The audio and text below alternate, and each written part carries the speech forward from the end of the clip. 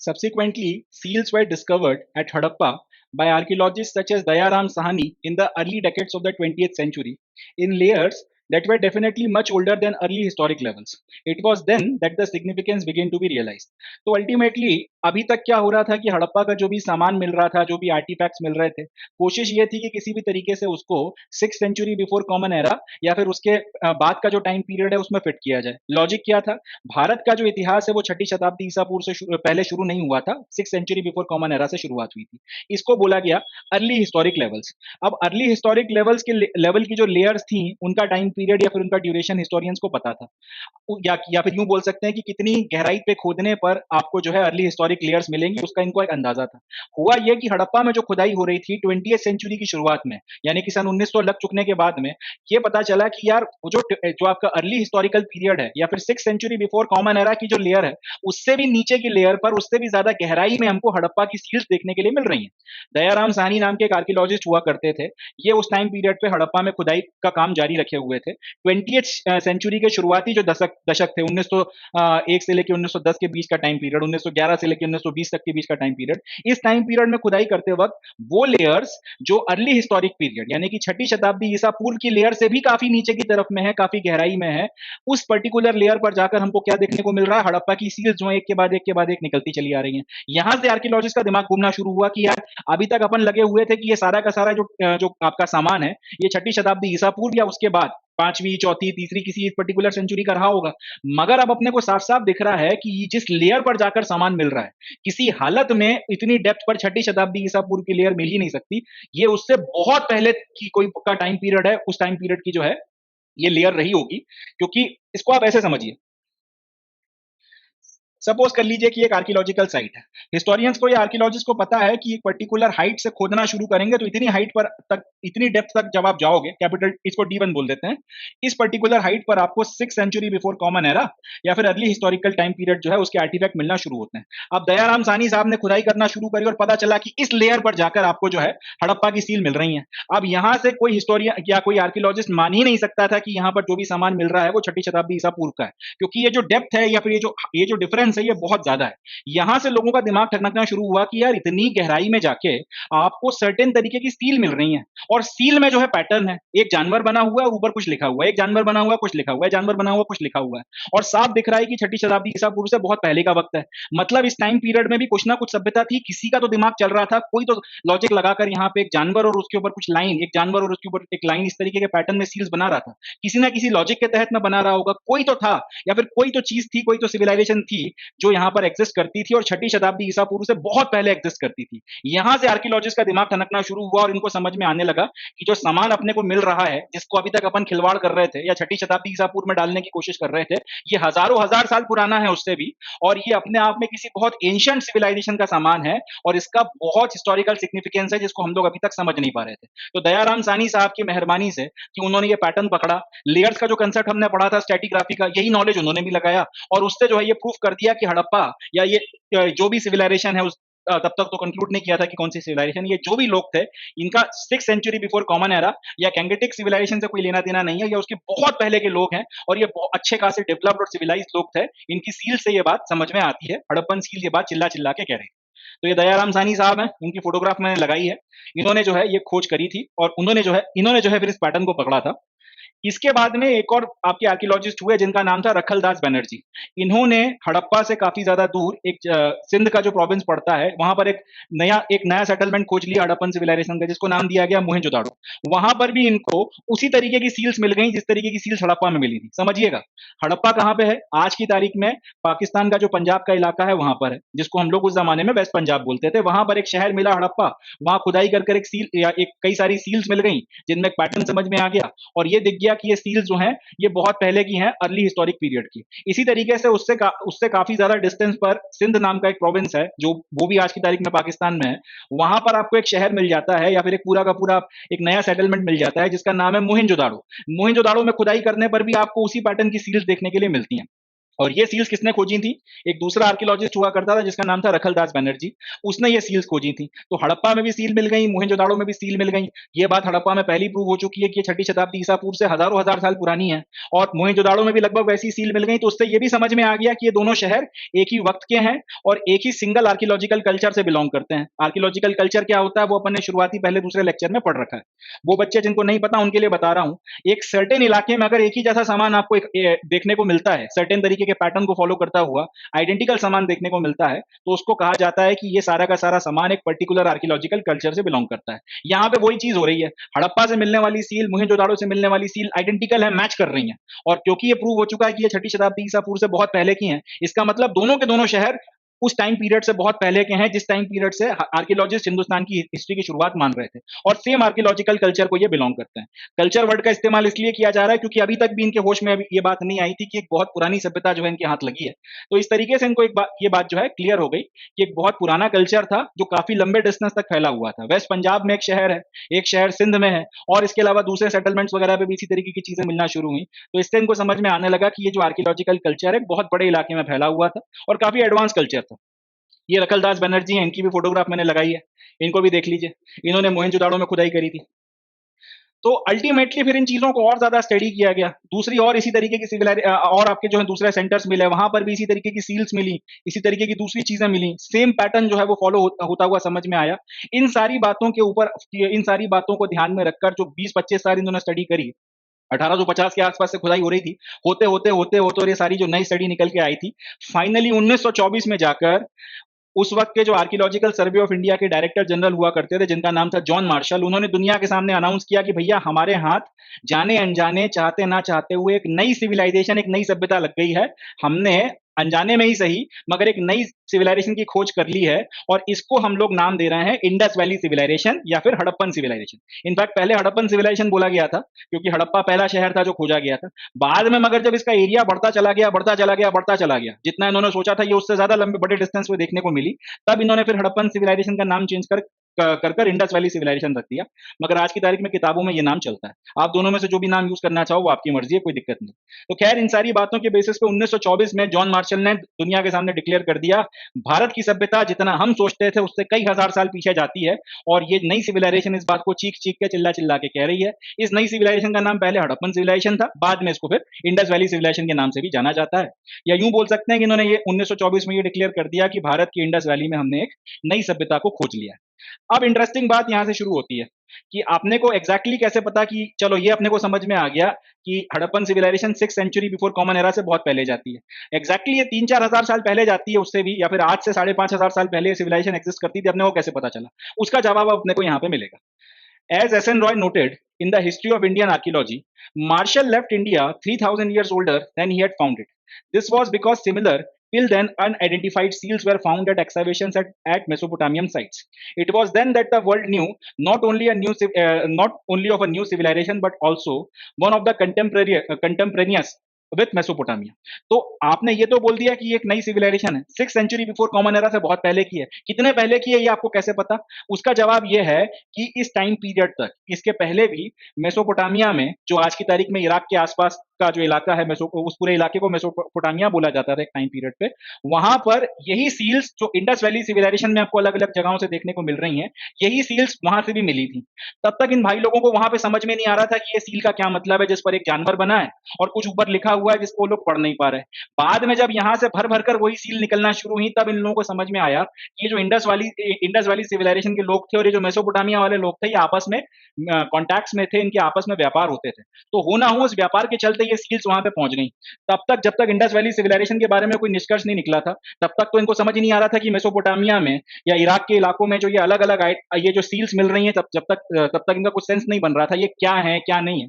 मगर जब ये सील और हड़प्पा में मिलने वाली सील मैच हो गई, तब इनको समझ में आया कि यार ये जो सिविलाइजेशन है, ये मेसोपोटामिया की जो सिविलाइजेशन है उसकी समकालीन थी। जिस वक्त में मेसोपोटामिया की सिविलाइजेशन थी, कब शुरू हुई है तो अपन नहीं कह सकते इंडस वैली सिविलाइजेशन, मगर मेसोपोटामिया की सिविलाइजेशन के साथ में ये सिविलाइजेशन एग्जिस्ट करती थी। और क्योंकि मेसोपोटामिया की सिविलाइजेशन कम से कम 3000 साल पहले शुरू होती है, ये इन लोगों ने पता लगा लिया था। और उसी के टाइम पीरियड में कंटेम्परेरीली इंडस वैली सिविलाइजेशन है, यानी कि झक मार के इंडस वैली सिविलाइजेशन कुछ नहीं तो उतनी पुरानी तो है जितनी मेसोपोटामियन सिविलाइजेशन है। जिसका मतलब कम अज़ कम ये 3000 बिफोर कॉमन एरा जाता है, या फिर यूँ बोल सकते हैं कि आज से लगभग 5000 साल पुरानी ये सभ्यता या पुरानी ये आपकी पूरी की पूरी सिविलाइजेशन जो है निकल कर आती है। इसी बात को लेकर आपके जो एस एन रॉय करके एक व्यक्ति थे, उन्होंने किताब लिखी थी स्टोरी ऑफ इंडियन आर्कियोलॉजी। उसमें उन्होंने बोला है कि जॉन मार्शल ने अपनी इस खोज को डिक्लेयर करने के साथ ही दुनिया के लिए हिंदुस्तान को जितना वो जानते थे उससे 3000 साल पुराना और कर जो है छोड़ के गए। यानी कि जब ये आए थे तब ये माना जाता था कि छठी शताब्दी ईसा पूर्व में। अब उससे भी पीछे चले जाओ, 3000 बिफोर कॉमन एरा जो है, वहां से भारत की शुरुआत हो रही है। और इनफैक्ट अब तो इसको भी कंटेस्ट किया गया, 5-5, 6-6, 7-7 हजार साल पहले भारत की सभ्यता जा रही है। इस बात के भी प्रमाण मिल रहे हैं। बट पॉइंट ये है कि 3000 बिफोर कॉमन एरा तक इन्होंने अपने को पहुंचा दिया था। तो और एक मजे की बात देखिए कि ये सारी बातें हो रही हैं, इंडिया यहाँ पर है, इंडस वैली सिविलाइजेशन की जितनी भी आपको चीजें हैं यहाँ मिल रही हैं, मेसोपोटामिया यहाँ पे बसा हुआ है।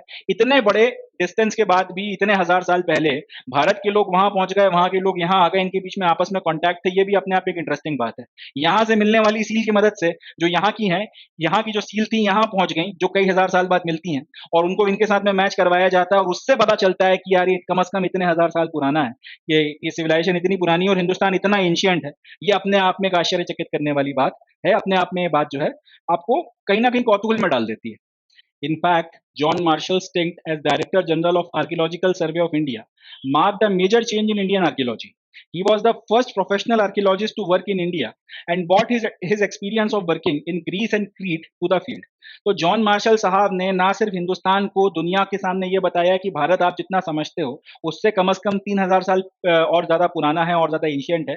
ये बहुत प्राचीन सभ्यता है, ये बहुत आप कह सकते हैं प्राचीन किस्म के की भूमि है। यहाँ पे बहुत आदिकाल से जो है सभ्यता का वास हमको देखने को मिल रहा है। ना सिर्फ दुनिया के सामने ये बात जॉन मार्शल के टाइम पीरियड में निकल कर आई, मगर साथ ही साथ आर्कियोलॉजिकल सर्वे ऑफ इंडिया के डायरेक्टर जनरल के तौर पर जितने टाइम पीरियड में इन्होंने काम किया, जो बदलाव ये लेकर आए, वो बदलाव भी अपने आप में इंडियन आर्कियोलॉजी में बड़े आप कह सकते हैं पाथ ब्रेकिंग किस्म के बदलाव थे।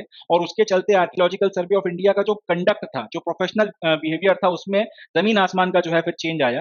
पहले वो जिस तरह से बिहेव कर रहे थे, जो उनका काम करने का तरीका, जो कार्यशैली थी, उसमें ऑल टुगेदर एक 360 डिग्री का टर्न लाने के पीछे भी जॉन मार्शल को जिम्मेदार माना जा सकता है, जिसके चलते फिर और भी इंटरेस्टिंग चीजें हुई, और भी बातें जो है इंडियन एंशियंट हिस्ट्री के बारे में जो है निकल निकल कर बाहर आई। इसकी एक वजह ये भी थी कि ये पहले प्रोफेशनल आर्कियोलॉजिस्ट थे, करियर आर्कियोलॉजिस्ट थे, जिन्होंने डायरेक्टर जनरल के तौर पर इंडिया में काम किया था। और इंडिया आने के पहले ये ग्रीस में और क्रीट नाम की जगहों पर आर्कियोलॉजी की फील्ड में काम कर चुके थे, तो अपने साथ में काफी सारा एक्सपीरियंस लेकर आए थे। इसके पहले के जितने भी लोग थे वो ब्रिटिश आर्मी में या तो ऑफिसर्स थे, या फिर इस अपने दूसरे करियर्स वगैरह में वो कुछ ना कुछ थे, और उसके बाद डायरेक्टर जनरल बनाकर भेज दिए गए थे आर्कियोलॉजिकल सर्वे ऑफ इंडिया में। जैसे आज भी होता है कि कोई एक आईएएस अफसर, कभी उसको जो है आप बीज विभाग का सेक्रेटरी बना देते हो, कभी उसको डिफेंस पकड़ा देते हो, कभी रेलवे भेज देते हो, कभी कपड़ा मंत्रालय में सचिव बना देते हो। तो वो अलग अलग जगहों पे घूमता रहता है।